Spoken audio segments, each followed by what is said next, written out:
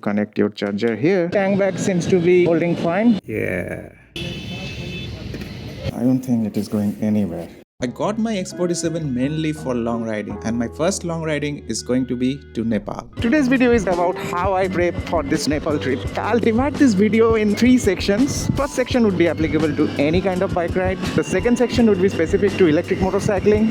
Third section would be specific to Nepal. So you can scroll through those chapters, but I would really suggest you to watch the whole video. The first thing that you need is a tire inflator. I remember in my last Nepal trip also I had a mechanical tire inflator, but it was too heavy and took 1/3 of the back capacity that I had. So after a lot of research, I found the right one from Portronics. So we got the cigarette charger charging cable for car. Also got the USB cable. This has 4 batteries, so this is 6000 mAh.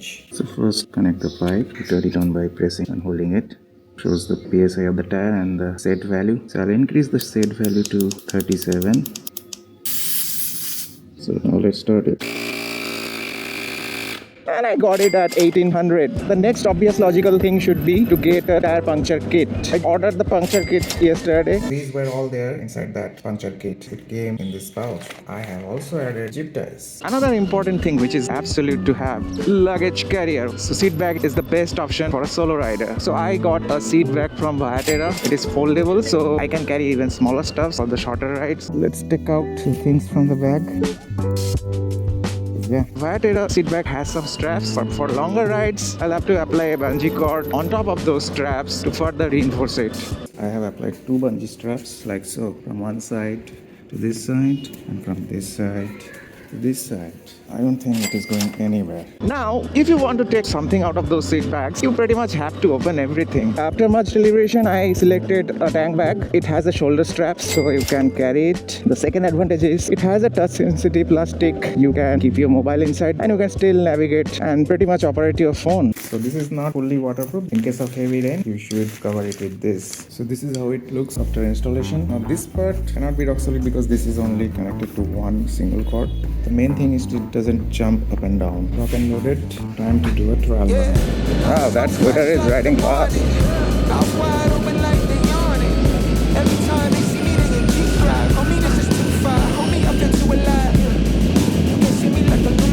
I won't be riding like this in Nepal. I have to save range. Today it's just a trial run.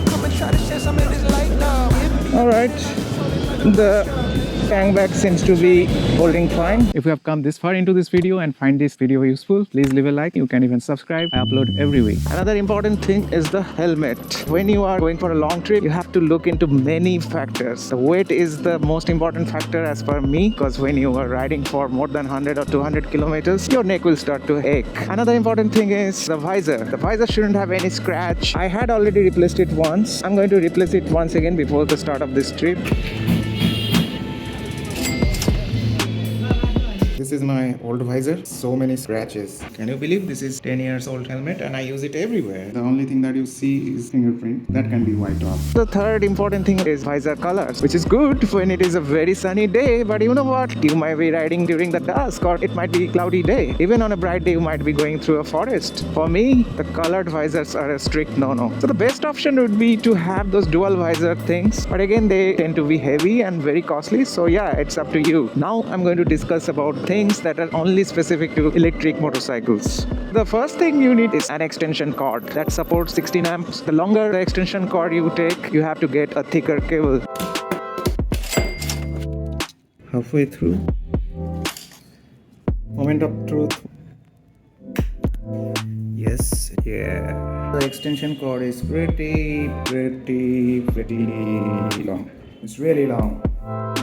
Yeah. The next point is about the charger itself. Every vehicle has its own charger. Since I have got the Recon Plus, I have this cable. Basically, I have this onboard charger which is inside the bike, and all I need to do is connect this plug to a 16 amp. However, UV has come up with this thing which is called UV Link. It lets you connect this end to the standard Type 2 port, and then this end is a 16 amp port, so you connect your charger here. This costs 3000. The very important thing for any electric vehicle user is to install charging agreement aggregator app. The biggest open source charging aggregator app is PlugShare. You can apply filter to see what type of charging port that you need. For example, my X47 would need the Type 2 or a wall socket, the normal 16 amp socket, you know. This would probably be my first charging stop because there are both Type 2 and wall.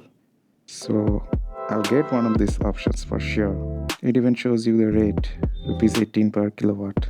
I also downloaded something specific to Nepal. This app is called Charging Stations Nepal. This actually has even more listing than the PlugShare. This actually gives me a segue to the Nepal specific things. You know what? Let me show you where I am now.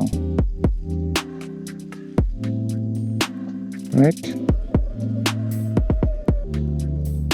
So when you go into Nepal from India, your SIM won't work unless you have the international roaming, which is very costly. So better to get a local SIM. That local SIM should have internet connectivity because to start the charging or pay, you have to have some internet connection for your app to work. So it's drizzling right now. I need to get the wind cheater. If you're up for a long trip, you always have to be prepared for drastic weather change. So you should have some kind of protection from cold and rain. Doesn't matter whatever season you are riding. As the Germans say, there are no bad weathers, there are only bad clothes. That's all from me now. See you in the next video in Nepal. This is one of my most favorite sounds.